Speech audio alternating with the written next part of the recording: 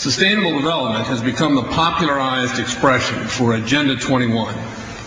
Agenda 21 is the 1992 United Nations Rio Declaration on the Environment and Development. It is the agenda for the 21st century you're living in today. For a brave new world where everything that you cherished and held true will no longer exist.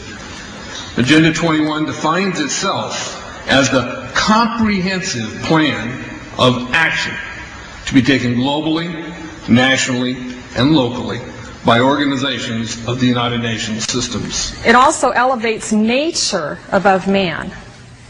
And it contains something called the precautionary principle, where basically you're guilty until you're proven innocent.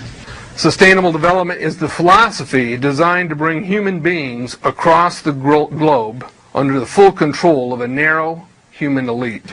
It's a 40-chapter document to basically control the world. It's based entirely on socialist control mechanisms. Sustainable developers have designed a global movement coordinated through a global to local action plan to create world government in accordance with certain objectives. These objectives include an end to national sovereignty, the abolition of private property, the restructure of the family unit, and increasing limitations and restrictions on mobility and individual opportunity. The green goal includes the listings of what's not sustainable. A couple of the examples include private property. 728 lists fossil fuels. Golf courses and ski lodges are not. Consumerism. Irrigation is not sustainable. Paved roads. Commercial agriculture.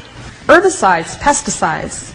Elsewhere, it lists farmlands, pastures, grazing of livestock, and the family unit. The focus of sustainable development is the abolition of private property, societal undermining of the family, and abandonment of the constitutional protection of unalienable rights as described in the Declaration of Independence. You see, I sat on the Santa Cruz Agenda 21 committees. Now, this was a lot of crazy ideas. This was back in the mid-90s. Crazy ideas I heard. Mother Earth's surface wasn't to be scratched. Human beings were to be concentrated into human settlement zones. Educational systems were to focus on the environment as the central organizing principle. All aspects of life were covered. Well, I went to these committees at the request of some people who told me that I needed to understand what was going on, and I came back and I said, this is craziness. This is so silly. It has no chance of having any effect on our society. Well, I was wrong. The United States government's support for sustainable development, Agenda 21, is very clear.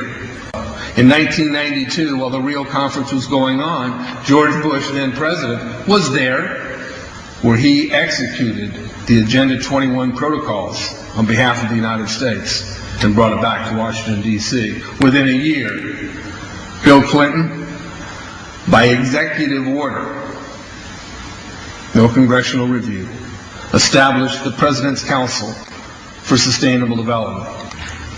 In Santa Cruz, we've got a 2-lane freeway system. We need 4, but what we're getting is hundreds of millions of dollars of federal money to take a dilapidated rail line that Southern Pacific wants to put in the hands of somebody else so that a commuter line can be built along the railroad track. That'll be followed by 14-story buildings where people will live and stack them and pack them units, where developers or so-called sustainable developers will build these high-rises with federal dollars. In fact, Santa Cruz has received a $300 million federal grant to build the first 3,000 of these stack them and pack them units. The County Board of Supervisors has said, if you are a sustainable developer, you're immune from any construction defect liability. It's a partnership between selected developers building this new world order and the government using the American taxpayer dollars in order to do it. This is a map of the Wildlands Project. To explain the map, the red are areas that are to be off limits to human beings. No resource development, no human activity. If you live there, you won't. The yellow areas are the areas for major control of all human activity. If you live there, you won't. The black areas, the black dots, are the smart growth zones. That's where human beings are to be stacked and packed in small living units along rail tracks. The smart growth program ultimately has jobs assigned and children cared for by the state. The question has been asked many times how the people who are perpetrating these things expect to do this and make it last. And the answer to that is that you steal a generation of children and you indoctrinate them so that they accept these ideas and they become global citizens in the coming global village. UNESCO came out and declared 2005 to 2015 the decade of education for sustainable development. But they go on to say that it will encompass the 40 chapters of Agenda 21. That is your federal national curriculum. The entire purpose of second grade social studies is to transfer loyalty from the family to the government and teach them about sustainable economic consumption.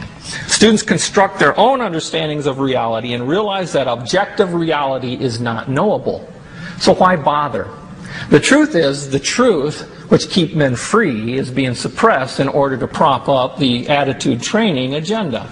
And it moves on. This is our new math called connected mathematics. Standard 3 tells us that students learn that mathematics is man-made, that it is arbitrary, and good solutions are arrived at by consensus. Most of us assume 2 plus 2 is always going to equal 4. You're wrong. We might reach a new consensus. How well does it work? Well, they tell you in the teacher's guide in the back, it tells us that because the curriculum doesn't emphasize arithmetic computations done by hand, some students may not do as well on tests assessing computational skills.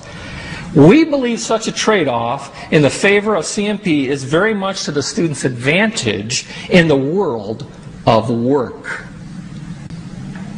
Our children are mathematically illiterate on purpose. How do I know on purpose? Why isn't this just a basic bad idea?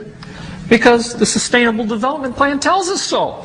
Generally, more highly educated people who have higher incomes consume more resources than poorly educated people who tend to have lower incomes. In this case, more education increases the threat to sustainability.